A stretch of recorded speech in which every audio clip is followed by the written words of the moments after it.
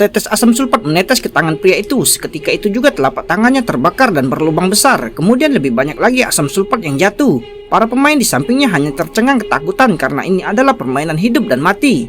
Dan setiap kali mereka kalah dalam satu ronde, keseimbangan di atas kepala mereka akan goyah dan hanya satu dari kelimanya yang dapat bertahan sampai akhir. Aturan permainannya sangat sederhana, setiap orang memilih nomor yang paling dekat dengan jawaban yang benar dan menang. Pada babak pertama, semua orang mencoba peruntungan mereka. Jadi mereka memilih angka secara acak. Ternyata pria berkacamata adalah yang paling mendekati jawaban. Pemain yang kalah terkejut sambil melihat ke atas. Mereka melihat bau asam sulfat yang menyengat tercium. Selama mereka mengurangi 10 poin, asam sulfat di atas kepala mereka akan langsung tertumpah. Pada ronde kedua, sang paman terus menjepit jari-jarinya dan tampak telah menguasai aturan permainan. Wanita berbaju merah itu juga menebak pola pilihan semua orang, lalu mereka membuat pilihan dengan percaya diri. Saat itu mereka menemukan bahwa yang memiliki angka terkecil akan menang, tapi pria berambut putih itu tidak bermain sesuai akal sehat. Ia justru memilih angka yang pasti akan mengakibatkan kekalahan.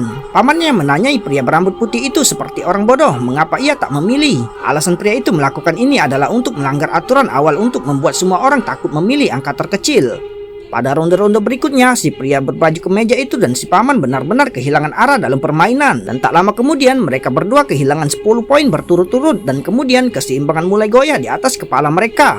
Dan cairan itu pun mulai tumpah.